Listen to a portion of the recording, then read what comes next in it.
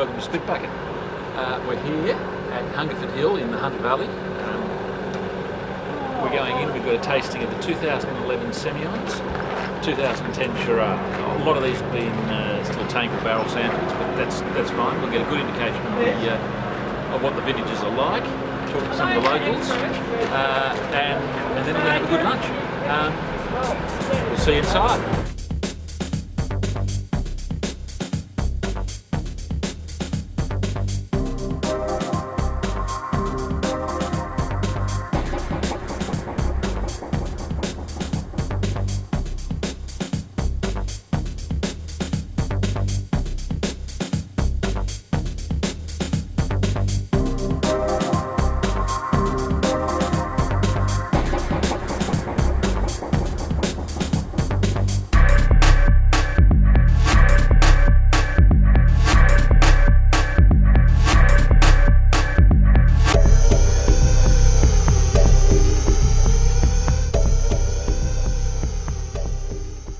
Welcome to Spitbuckets, Hunter Valley Wine Awards. I'm filling in for Ken Gargett, who's asleep under a table somewhere.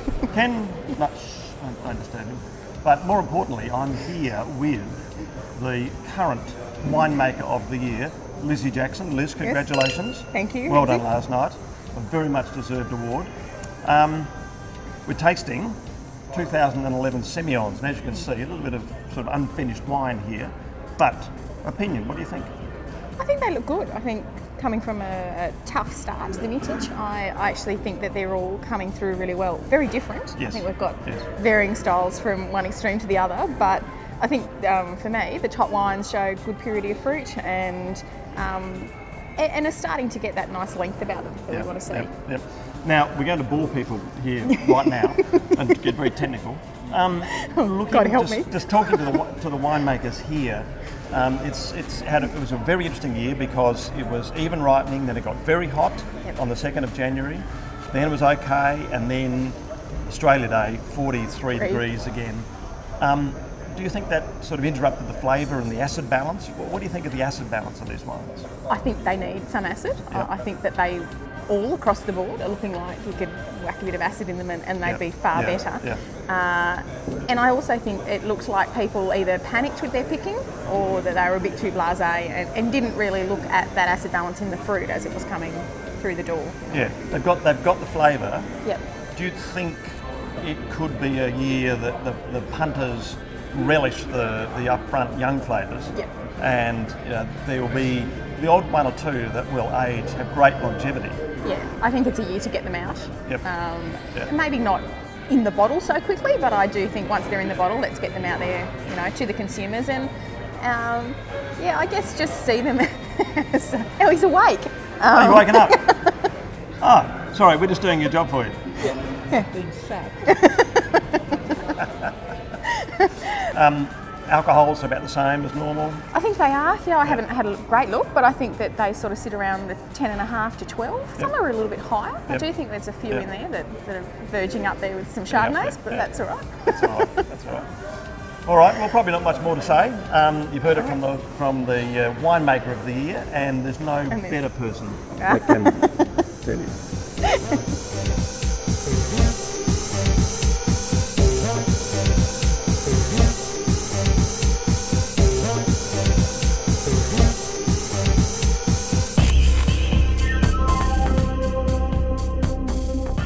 Welcome to Spitbucket Hunter Valley Wine Awards.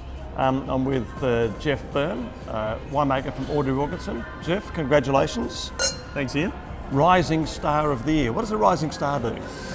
Well, at the moment we drink a little bit and apparently break trophies and nurse a hangover.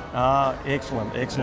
I should have mentioned I'm stepping in for Ken Gargett. As you can see in the background, he's hard at work.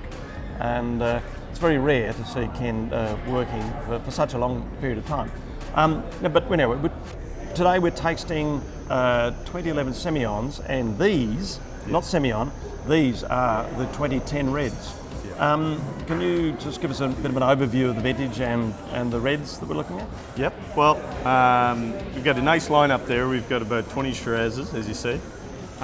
2010 A little bit of a tricky vintage, a little bit of rain as we're used to in the Hunter, but some of the grapes obviously ripened up early. We're able to get off, and because we're low yielding, we still had that intensity still there. So again, you know, I've seen anyway in the samples we've got is that nice medium-bodied, savory, but this lovely punchy fruit and ripe cherries. So, we're looking at Shiraz. Do you think the Hunter Valley could swing into something else, other varieties?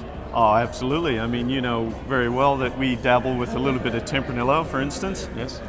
Which, of course, the country's doing, but I think suits our climate really well. It's an early ripening grape variety, and again, the style that we're producing here in the Hunter anyway is still in that, you know, medium-bodied and savory style. Yep. And I think Tempranillo and you drink the great Riocas, you know, they're in that style, yes. you know. So we're much more, probably closer to the European style for Australian wines. Yeah. All right, but for now, I think the Hunter's probably going to stick with Shiraz as main red, and Audrey Wilkinson does some of the best. Well done, mate. Thanks, buddy. Congratulations. Thanks, Cheers. Rigsy.